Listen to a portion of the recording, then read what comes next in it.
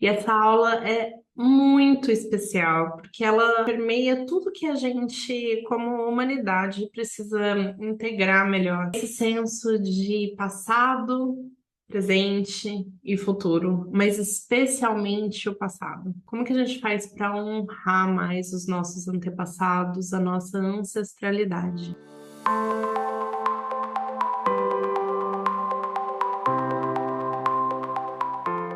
Todas as vezes que a gente toca nesse território do passado, da nossa ancestralidade, isso mexe mesmo com a nossa fundação. Então, desde já, eu gostaria de falar que eu honro os seus antepassados, eu honro a sua presença aqui. A gente vai falar bastante de campo mórfico para contextualizar. Não vai ser o assunto central, mas a gente vai passar por isso. Falaremos de câncer, então, um signo que fala muito das raízes, do passado, da história, das memórias.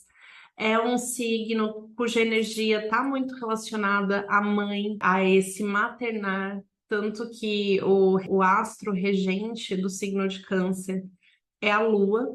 A Lua, ela fala desses ciclos da feminilidade, ela fala da mulher, ela fala desse poder de nutrição, de acolhimento, de acalento, fala das emoções, fala desse movimento que a gente tem que não é constante, né? Então a gente não fica numa constância o tempo inteiro, ou seja, tem essas oscilações, esses ciclos. Portanto, o Câncer, ele é um signo de início, um signo cardinal. Isso significa é o início das nossas emoções.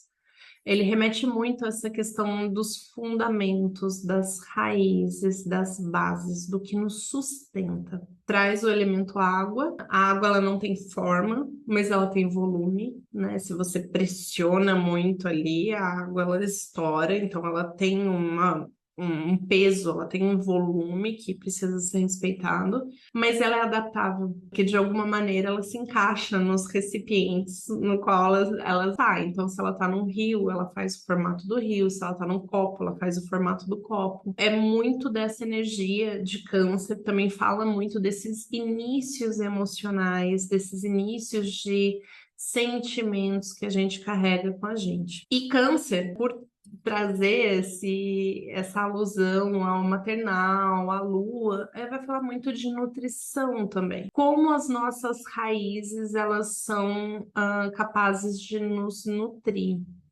E quanto que estarmos distantes dessas raízes, estarmos distantes desses pontos que trazem vida, trazem seiva à nossa alma, prejudicam o nosso crescimento, o nosso desenvolvimento. Não é à toa que as coisas se relacionam e quando a gente olha o signo de câncer, a gente olha muito para esse lado da mãe, do maternal, onde você recebeu afeto, o que na sua história te conta sobre a sua afetividade, sobre a maneira de lidar com as emoções, porque a gente perpetua muitas vezes alguns modelos disso para frente, e muitas vezes as coisas não saem do jeito que a gente espera, porque a gente não está cuidando da maneira adequada da nossa nutrição, do que nos acolhe, do que nos proporciona essa sensação de estar em casa, de ser cuidado.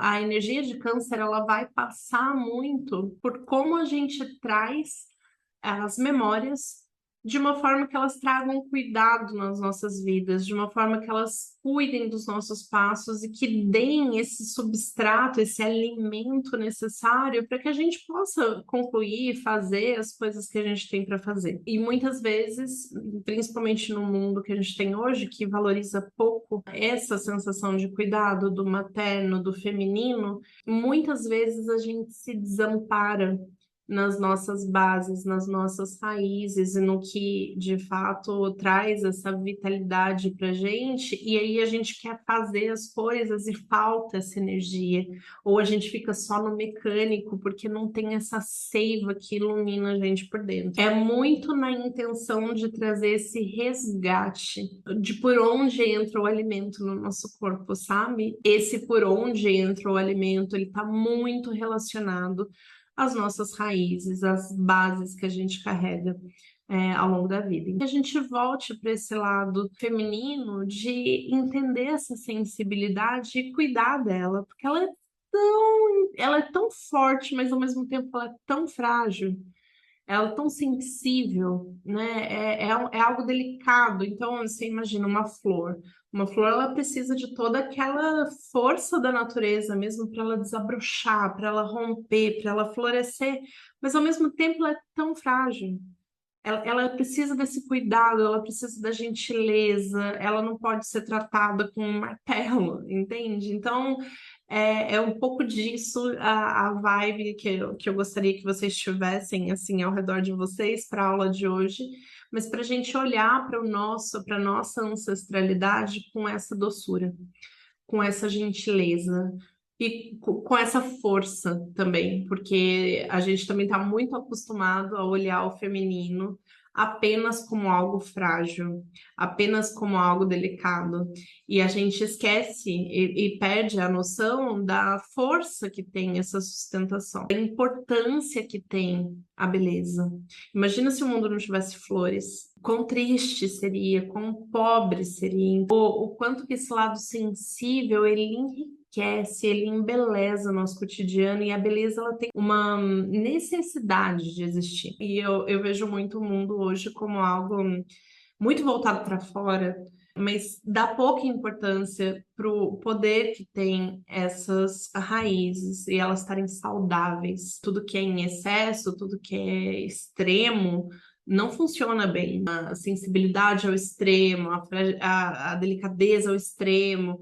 Isso sim pode deixar a gente difícil de mover, porque fica muito sutil, muito frágil, mas é importante que a gente traga um pouco desses atributos e encontre o caminho do meio aqui, porque tá só na dureza, tá só no fazer, tá só na projeção, também não traz para a gente o crescimento saudável que a gente precisa. A nutrição, ela é extremamente importante para a gente ter equilíbrio na vida. Ela é extremamente importante para a gente chegar a patamares de evolução esperados da gente. Os campos mórficos, na verdade, são campos de energia. Toda vez que a gente se agrupa, a gente colabora com a energia um do outro, né? Então, se você imagina em cores, se a gente mistura o vermelho com o azul, você vai ter o roxo. O roxo, ele é uma composição do vermelho e do azul. Se tem mais azul, vai ser um roxo mais denso. Se tem mais vermelho, vai ser aquele mais amarronzado, né? Indo mais pro pink, pro magenta. Enfim, isso para ilustrar a ideia de que somos campos de energia, e a partir do momento que a gente se reúne, a gente mescla esses campos de energia, criando um campo de energia novo. Tá, Mi, mas por que isso é importante? Esse campo de energia no qual a gente está inserido, ele contribui para a maneira como a gente se comporta. Sejamos conscientes disso ou não. E é por isso que é sempre importante a gente trazer essa questão de consciência.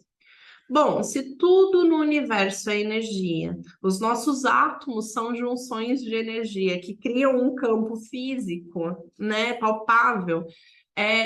Basicamente esse o conceito, é uma aglomeração que vai criando um campo, um corpo, do qual a gente faz parte. O seu olho, ele faz parte do seu corpo. Ele não é o seu corpo em totalidade, mas ele faz parte do seu corpo. E ele tem áreas específicas que ele interage com o seu corpo mais do que outras áreas. Então, ele interage menos com o seu pé, por exemplo, do que, né, com o seu rosto.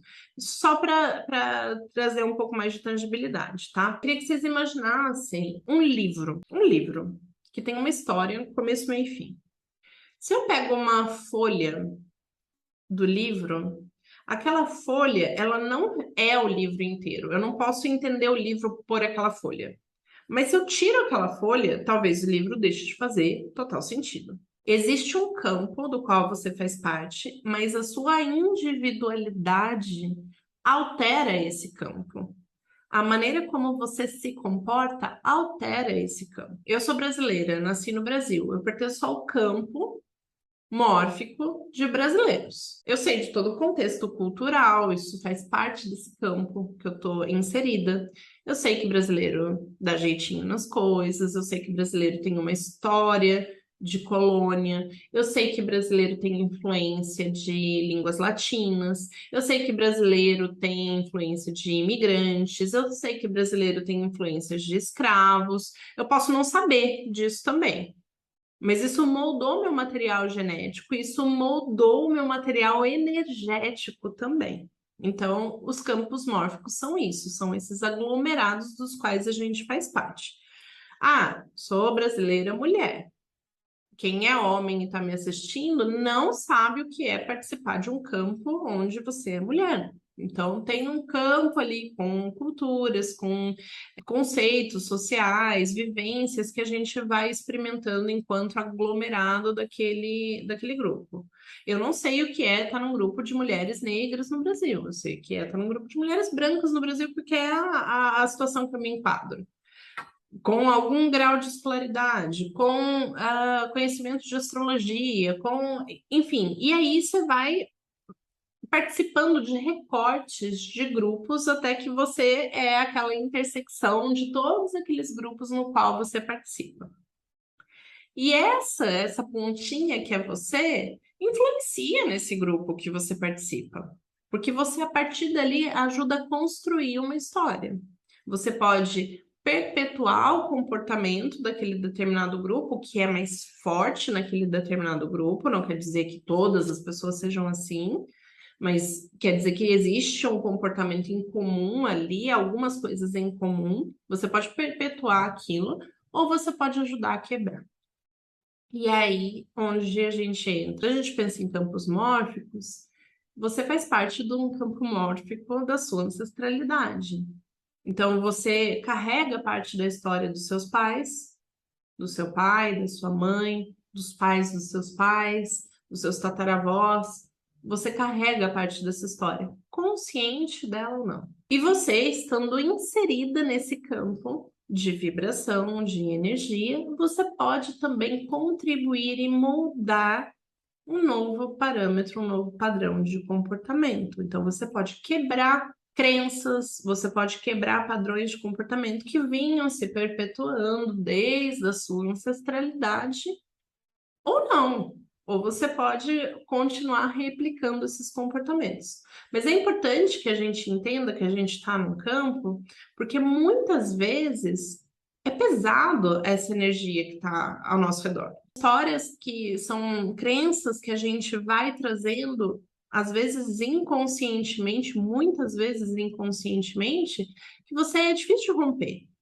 E dá uma sensação de inadequação, porque aquele campo inteiro fala daquilo, e de repente você rompe com aquilo, você é meio que você está de lado, você está meio excluído, marginalizado dentro daquele campo. Como fazer isso? Quais padrões a gente deve romper? Quais padrões a gente deve perpetuar? E se a gente tiver necessidade de romper um padrão, como a gente faz isso de maneira respeitosa? Porque a gente não pode desonrar e desrespeitar esse campo que a gente pertence. Porque, afinal, a gente nasceu nele. E possivelmente você até enxergue outras opções e maneiras de quebrar esses padrões porque você nasceu nele. Talvez se você tivesse nascido num outro campo, você não percebesse com essa facilidade, ou com esse trabalho, uma forma de quebrar esses padrões. Então é importantíssimo que a gente honre isso, que a gente honre a nossa história, que a gente honre esse campo que nos permeia. Imaginando esferas de energia, cada grupo que você participa, ou que você nasce, ou que você vai se moldando ao longo da vida, né? Então, se você casa, você participa de um grupo dos casados, se você divorcia, você participa de um campo dos divorciados. Isso são campos de energia que você vai acessando esses conhecimentos que ficam ali para todas as pessoas que são daquele campo. Outra coisa que é interessante pensar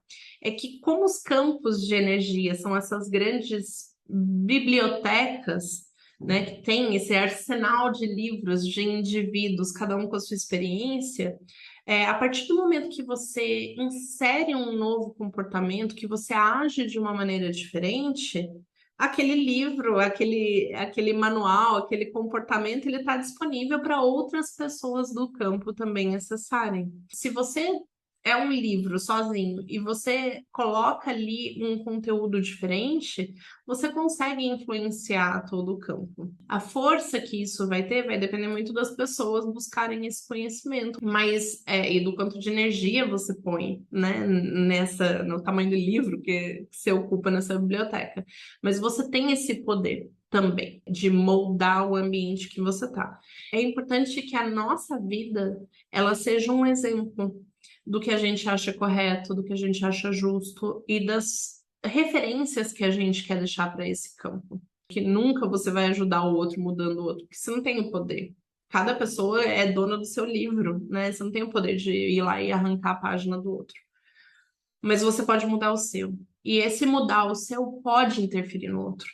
E é a maneira mais efetiva de você interferir no outro, a partir do seu próprio, da sua própria experiência, da sua própria vivência, da sua própria verdade. Esse conceito dos campos mórficos, ele é necessário para a gente entender. Tá, mas e aí, Mi? Então, tô aqui, eu, brasileira, vivendo na minha família, nasci numa família tradicional, um pai X, uma mãe Y, os avós eram assim, assim, assado. E aí eu começo a viver minha vida.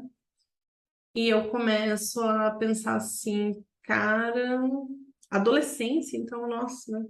Meus pais não sabem de nada.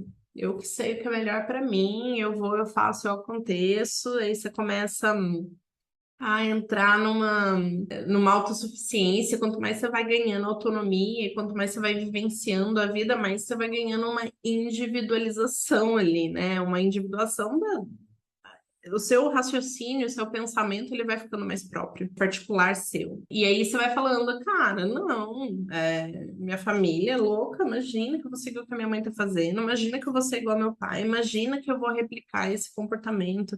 E aí você começa a julgar. E aí tem um ponto que é muito delicado da gente abordar, porque nesse de julgar o que eu faria diferente, o que eu não concordo, o que eu concordo, tudo mais, tem uma linha tênue entre desrespeitar a hierarquia.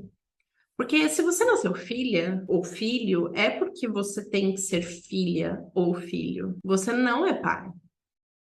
Quando a gente acha que a gente inverte essa hierarquia, quando a gente rompe com isso e desrespeita isso só pode dar ruim na nossa vida. Isso não tem como dar bom. Porque é a ordem natural das coisas. Quando a gente vai contra a natureza, algo desalinha. E se na natureza existe, no planeta que a gente está aqui vivendo, uma questão de tempo, de cronologia, você tem que respeitar o tempo e a cronologia. Então, você é menor de quem está acima de você. Os seus pais, eles são maiores que você. Isso indica que não cabe a você salvar seus pais de nada. Você é filha, filho. Você não é pai, mãe dos seus pais. Senão você teria nascido pai e mãe dos seus pais. Você veio como filha, é para você obedecer. É para você respeitar. Não te cabe o contrário. Ah, Mi, mas você está falando que você não pode influenciar seus pais. Se eu vejo uma coisa que é melhor para o crescimento deles, você não pode influenciar? Deve. Mas como você influencia seus pais? Através do seu exemplo.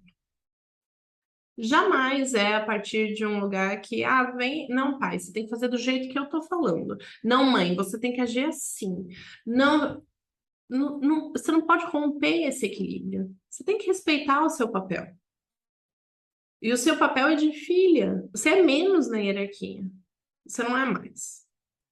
E eu vejo muitas pessoas, especialmente em consulta, que vêm com problemas seríssimos com a profissão, com o trabalho, com o sustento, com o ir para a vida, porque elas estão desalinhadas no core das famílias delas. Elas não se colocam em posição de filhos. E daí elas não conseguem lidar com situações de hierarquia fora. Elas não conseguem entender o papel delas, e daí elas não conseguem replicar isso no trabalho, elas não conseguem viver isso de maneira adequada no trabalho. Então, essa relação de pais e filhos, ela está muito conectada à forma como você ganha dinheiro, à forma como você se sustenta, à forma como você se coloca no ambiente profissional. E muitas pessoas não percebem. E, de novo, é o que eu falo do Câncer e Capricórnio. Porque Capricórnio fala muito disso, de ir em busca do sustento, da ambição, de se colocar. Só que se você não cuida das raízes, se você tá com uma situação desequilibrada em casa, como é que você vai ir para fora? Entende? Não tem como. Uma árvore que tem a raiz torta, que tem a raiz podre, ela não cresce. Não pode ser perene. Não pode ser um negócio sustentável. É importante que a gente olhe para as nossas raízes, dando respeito pela hierarquia. E aí tem uma coisa que muitas vezes quando a gente julga, nossa, eu faria diferente, minha mãe não faz isso legal, meu pai não faz isso legal, eu quero, esse comportamento não me serve, tarará, e você vem com esse julgamento, você vem com o julgamento com base na experiência que você tem hoje. E a experiência que você tem hoje, ela só é possível pela vida vivida dos seus pais, dos seus avós. Será que você seria o que você é hoje se você tivesse vivendo 30 anos atrás? Com o contexto da época, com os pais que os seus pais tinham? Será que você seria essa pessoa toda? É um exemplo ótimo que eu vejo também muitas vezes atendendo cliente, vejo comigo mesmo. Ai, disciplina positiva, comunicação não violenta, taraná. Nossa, é um absurdo. Minha mãe me deixava de castigo. Aí quando você olha para os seus pais apanhavam de vara de marmelo. Entende? E como é que essa pessoa que apanhava, ela já evoluiu um tanto para só deixar você de castigo? E que veio antes, eu já tive acesso a histórias tristíssimas de pessoas que morreram de apanhar, de pais que tinham, que perdiam os filhos por doenças bestas, assim, e essa perda de filho era comum. Imagina você sendo um pai e uma mãe perdendo um filho. Essa dor que era vivida foi vivida pelos seus antepassados em algum momento, possivelmente. E como é que a gente julga do lugar que a gente tem hoje de privilégio, de ter tido uma vida muito já propícia para a gente desenvolver as coisas que a gente está desenvolvendo hoje? Como é que a gente pode falar que, ai, que errada minha mãe, que errado meu pai? Eles fizeram o melhor que eles podiam com as ferramentas que eles tinham. E é esse a honra à sua história que é importante ter. Porque possivelmente você só consegue enxergar e evoluir hoje, crescer a partir disso, e não ser violento, não ser violento, em fazer diferente com seus filhos, porque você teve uma base que te permitiu isso. E os seus pais tiveram uma base que permitiu eles entregar o que eles entregam para você hoje. Aqui, faça um recorte. Não estou falando de nenhuma situação traumática ao extremo, não estou falando de nenhum abuso, não estou falando de. E ainda assim, ainda nesses contextos de abuso, de traumas, que possivelmente você carrega das suas famílias, porque as nossas famílias vivenciaram coisas. Se a gente for voltando na história, a gente pega. A gente tem um passado de violência. Então, eu acho muito improvável que alguém não tenha isso no campo familiar de alguma maneira.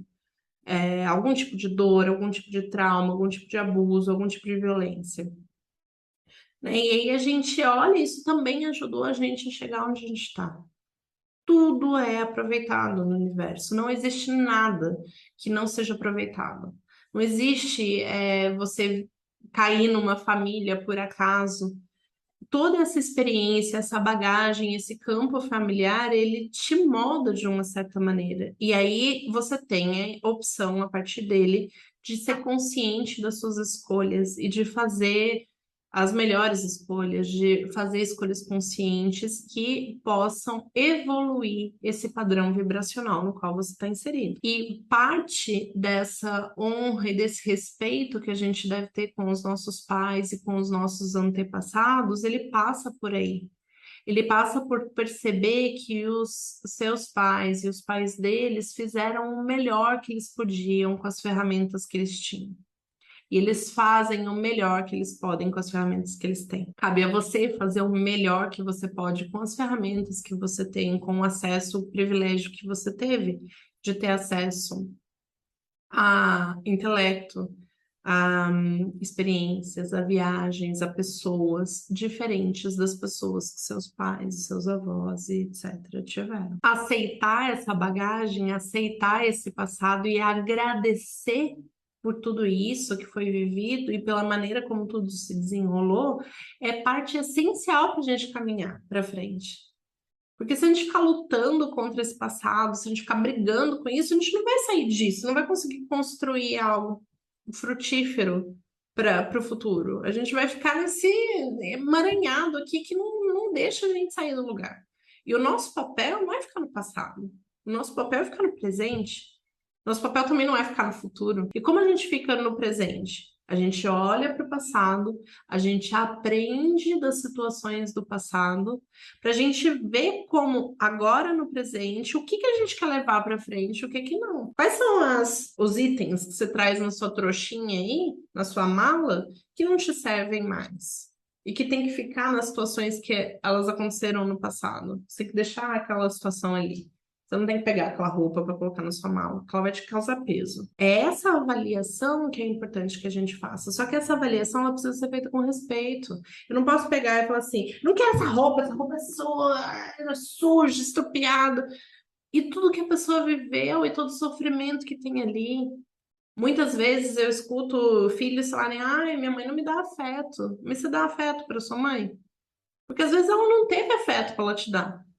Às vezes ela não recebeu isso dos pais dela. E você, tendo essa percepção, você pode dar para ela. E isso altera o campo da sua família. E você pode curar através do seu exemplo gerações de dor que estão ali impregnadas num campo no qual você faz parte. E que pode te assolar de vez ou outra como rejeição, como desamparo, como solidão. Mas você tem a possibilidade de influenciar. Mas repara que não é influenciar. Eu vou mostrar para você como se faz. Não é desse lugar. É do lugar de doação, de amor. E aí, com seus filhos, se você decidir ter, você perpetua isso. E seus filhos vão olhar para você e vão falar assim: nossa, que minha mãe só trabalhava, que não sei o que lá. Eu tinha afeto, mas ela só trabalhava. E já é uma melhora enorme versus o que você teve, que já é uma melhora enorme versus o que a sua mãe teve, que a gente pode ir moldando um futuro diferente. Mas não precisa ser a partir de um lugar de se colocar como superior aos seus antepassados. Não precisa ser de um lugar de violência. Pode ser, também, mas isso não dá bom. Isso perpetua e gera um desalinhamento, uma desordem no campo. Esse conceito que eu estou falando para vocês, ele é o conceito que está como base das constelações familiares.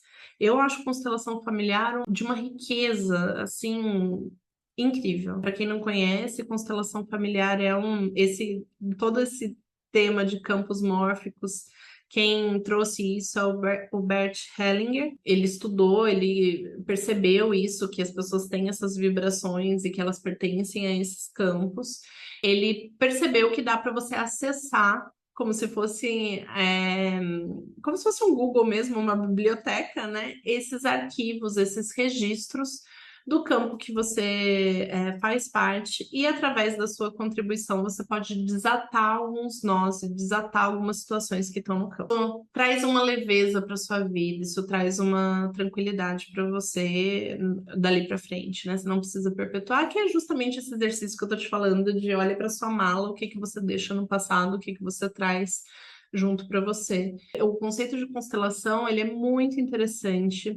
Eu recomendo demais que, se vocês tiverem alguma questão latente para ser trabalhada em relação à família, façam com profissionais sérios, porque tem muita gente também entrando nesse ponto de constelação familiar e falando groselha. Esse conhecimento e esse contato com a nossa ancestralidade faz com que a gente se aproprie de ser quem a gente é. No momento que a gente separa um pouco o que é do outro e o que é seu, você vê onde que aquelas coisas do outro engancham em você. Então, onde estão suas dores, onde estão seus medos, onde estão seus sofrimentos, o que que você carrega nas costas que tá pesado demais? O que que você tá carregando na mala ali que não faz mais parte de você e que você olha para essa mala e você fala assim, essa mala é minha? Esse poder de ter a responsabilidade por se apropriar do seu próprio conteúdo interno gera um efeito cascata maravilhoso de frutífero na tua vida. Antes que a gente conheça as nossas raízes, para a gente ver a força que a gente tem ali, que não é só nossa, não é só das nossas experiências, mas é toda aquela bagagem, aquela seiva ancestral que a gente traz, que possibilitam que a gente edifique, frutifique, é o que a gente coloque no território do amanhã e uma obra muito mais plena, muito mais potente. O conselho que eu dou aqui é importante olhar para o passado, não é ficar preso no passado, porque você não vai resolver situações antigas, você vai resolver com você, no presente. Mas é a apropriação, é a consciência do quanto esse passado interfere no seu presente, do qual é a força que esse passado vem, e você se valer disso e falar assim: eu sou forte pelos meus avós, eu sou forte pelos meus pais, eu sou forte por mim. E projeta isso para frente que a sua vida fica mais rica. E é aí que você percebe o poder da sustentação.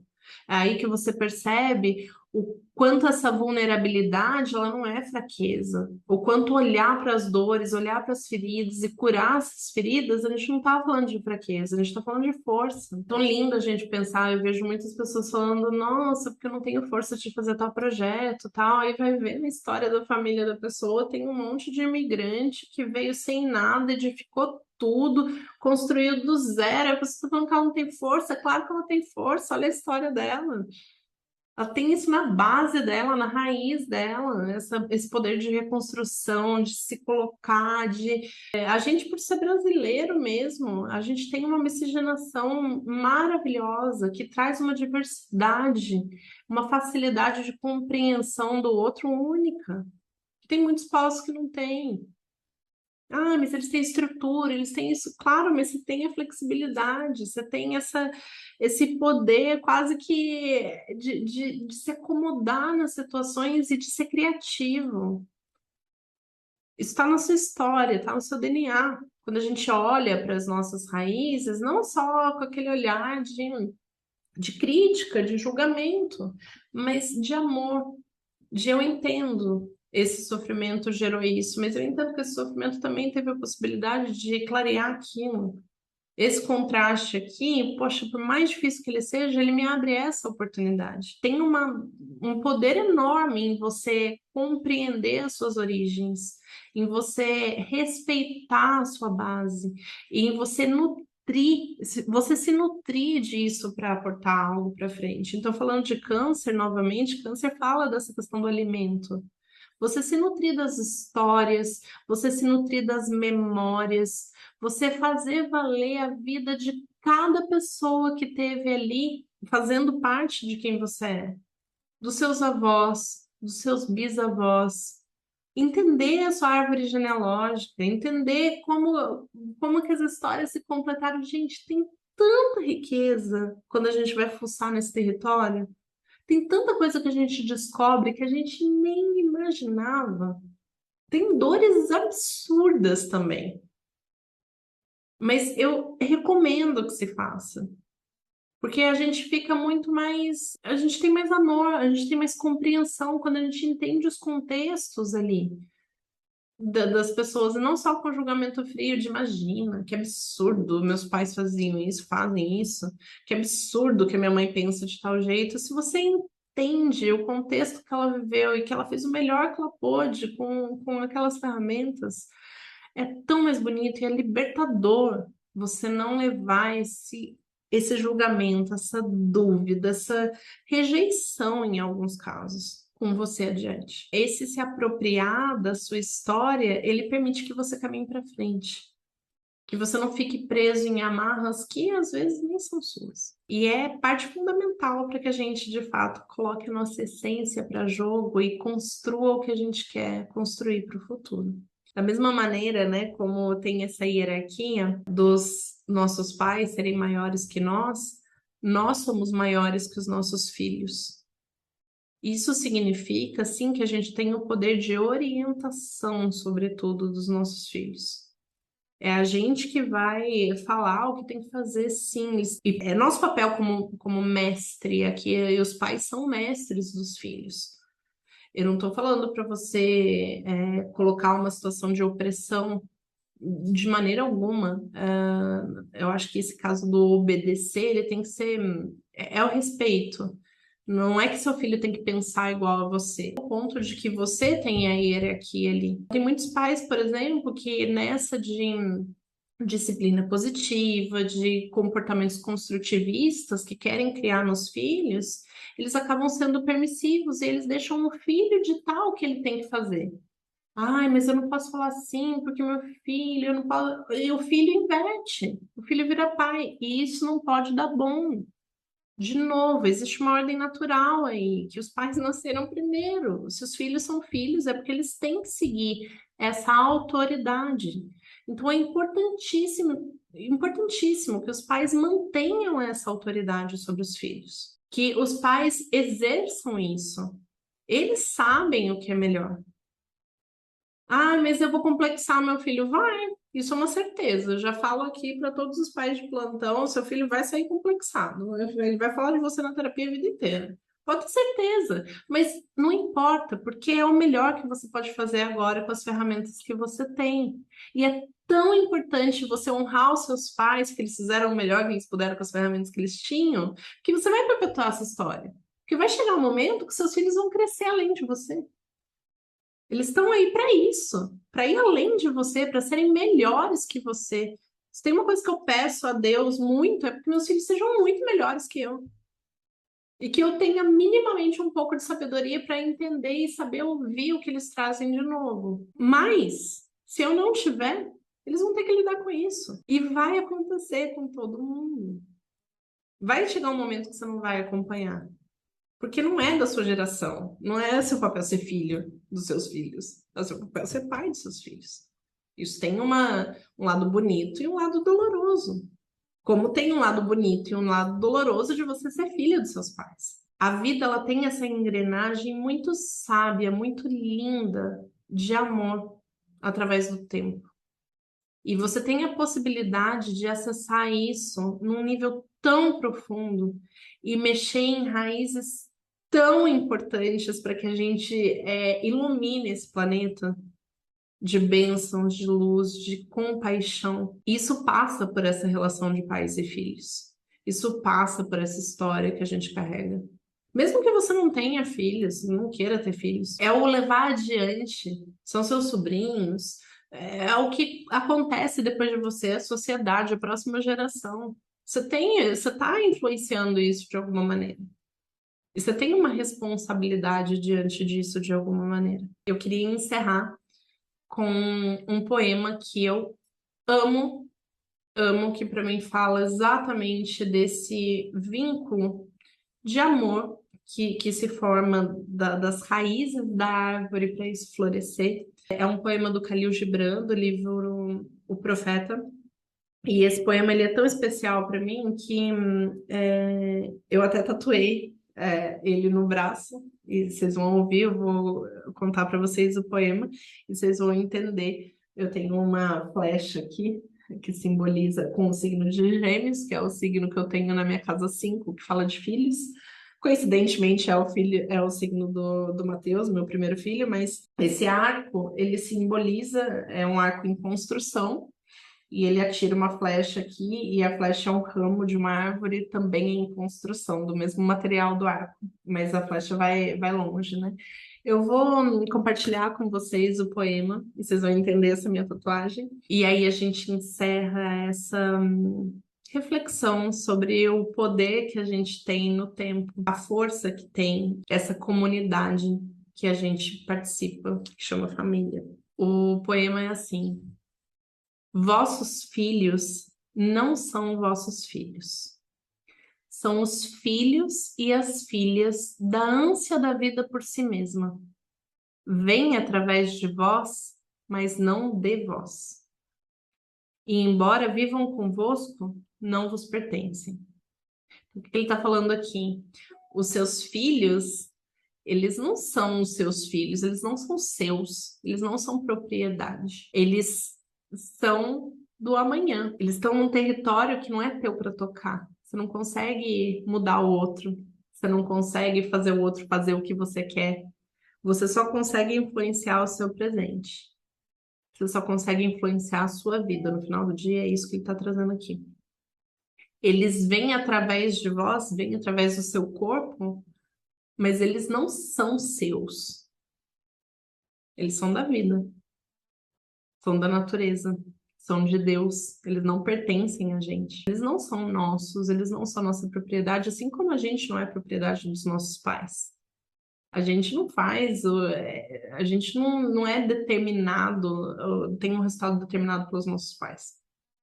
E é por isso que eu digo também esse ponto da obediência e do respeito. Você não tem que fazer o que seu pai definir o que você vai fazer. Você é você. Seu pai é seu pai. Mas você deve ao seu pai respeito. Você deve ao seu pai a autoridade que compete ao seu pai, né? E a autoridade que compete ao seu pai não é mandar na sua vida, é te orientar. Não é ser por você orientado. Podeis outorgar-lhes vosso amor, mas não vossos pensamentos, porque eles têm seus próprios pensamentos. Você pode dar para os seus filhos o seu amor, mas você não pode falar como eles têm que pensar, porque isso não te cabe. Eles vão pensar o que eles tiverem que pensar. Eles são almas livres, independentes de você, assim como você é dos seus pais. Podeis abrigar seus corpos, mas não suas almas. A gente gera um filho no ventre e a gente abriga o corpo do filho, mas de maneira alguma a alma dele, porque a alma dele pertence a ele. Pois suas almas moram na mansão do amanhã, que vós não podeis visitar nem mesmo em sonho. As almas dos seus filhos vão fazer o que eles tiverem que fazer no futuro, e o futuro não te compete. Você tem o seu presente. E você tem aquele tempo ali para executar aquilo. E seus filhos vão ter o presente deles no tempo deles, que vai para um território que você não conhece. Podeis esforçai-vos para ser como eles, mas não procurei fazê-los como vós. Porque a vida não anda para trás e não se demora com os dias passados. Não queiram que seus filhos ajam exatamente da maneira como vocês agiriam, façam exatamente o que vocês querem, vistam exatamente o que vocês querem que eles vistam, casem com a pessoa que vocês querem que eles casem. Isso não compete. A vida não anda para trás. Eles vão fazer o que eles tiverem que fazer para a vida seguir andando para frente. A mesma coisa você com seus pais. E às vezes os nossos pais têm essa vontade que a gente aja como eles agiriam, que a gente faça o que eles fariam, que a gente tenha a mentalidade que eles tinham. E não adianta, a vida anda para frente.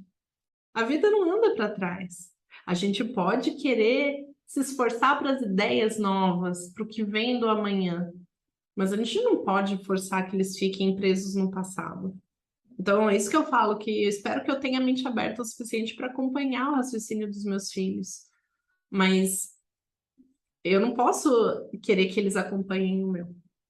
Eu posso orientar, que é minha função como pai, como mãe. Vós sois os arcos dos quais os vossos filhos são arremessados como flechas vivas. Então, igual um arco, os pais são, né? Eles se desdobram ali para que o filho vá cada vez mais longe. O arqueiro, que é Deus, nesse caso, mira o alvo na senda do infinito e vos estica com toda a sua força. Que o vosso encurvamento na mão do arqueiro seja a vossa alegria. Então, a gente, como pais, ou os nossos pais, como os nossos pais, Na mão de Deus, eles entortam a gente, eles moldam a gente, esticam a gente, é desconfortável, é difícil esse lance da maternidade, esse lance de projetar, de trazer, ele se estica todo para que as flechas se projetem rápidas e para longe, para que os nossos filhos vão.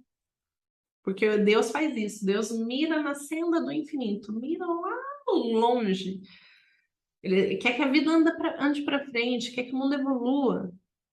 E ele estica a gente quanto paz vai para longe. E essa flecha, né, os nossos filhos, as nossas ações, as nossas criações, os nossos tudo que sai da gente, né, que isso vá para muito longe, rápido, longe, que alcance patamares que a gente nem imagina. Que o vosso encurvamento na mão do arqueiro seja a vossa alegria. Que esse malabarismo da gente, nossa, se doer para que as nossas criações, os nossos filhos vão além de nós, que isso seja algo que alegre o nosso coração. Se a gente ficar pensando só na dor que isso traz para a gente perde a perspectiva do futuro que a gente está criando. Que isso seja a nossa alegria. Essa possibilidade de ir mais longe, de criar, de ir além. E eu não falo só de filhos aqui, não. Eu falo de ideias, de projetos, de sonhos. Esses sonhos que se desprendem da gente não são nossa posse. A gente trata muitas vezes as nossas criações, as nossas obras como a gente. A gente não é a nossa obra. A gente é o arqueiro, a nossa obra é a flecha.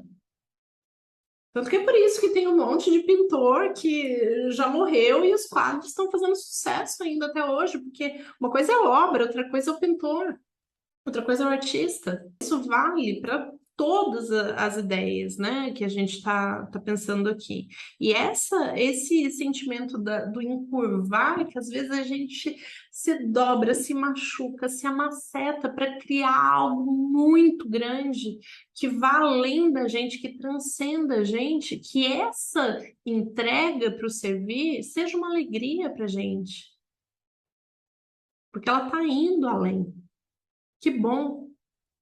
Se o seu filho é desafiador para você, você tem toda aquela dor de algo que você tem que descobrir novos espaços para você instruir, para você educar, que bom. Quanto mais você curva, mais longe vai a flecha. Pois assim como ele ama a flecha que voa, aqui tá falando do arqueiro, né? Ama também o arco que permanece estável.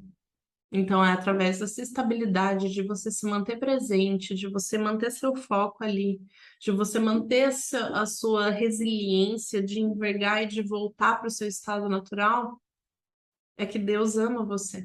Pela capacidade que você tem de projetar flechas no infinito, através das mãos dele. Então, eu vou passar mais uma vez esse poema para vocês entenderem o quão maravilhoso. Eu fico emocionada porque é um poema muito, muito rico, né?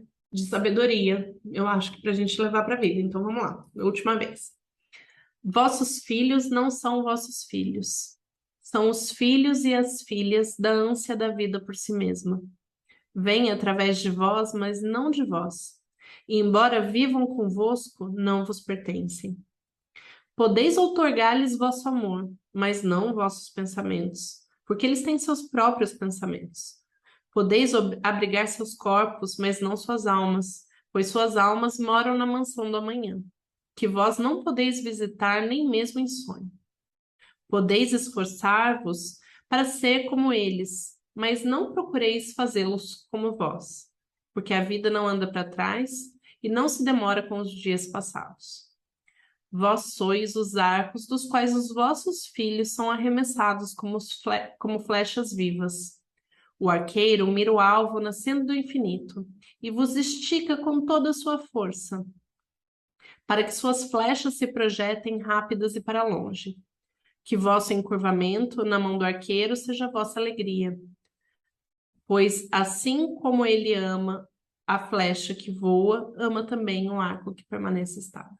Espero que essa aula tenha tocado vocês nas suas bases e que vocês possam sair daqui com um sentimento de gratidão por estarem onde vocês estão, por fazerem parte da família que vocês fazem parte. Agradeçam os lados desafiadores, e se sintam em paz também em serem flechas que voam longe dos seus ninhos. Muitas vezes a gente se sente também um pouco culpado de romper com padrões e coisas que não nos cabem mais da nossa família, mas a gente é projetado para ser flecha que vai longe. Então, sejamos flechas que vão longe, mas também sejamos arcos, que deem o seu melhor para que as próximas flechas que venham através da gente, criações, nossos projetos, nossos filhos, atinjam patamares cada vez mais elevados de fraternidade e de amor. Agradeço muito a participação de vocês. Eu estou com o coração transbordando de felicidade por essa aula. Um beijo, fiquem com Deus.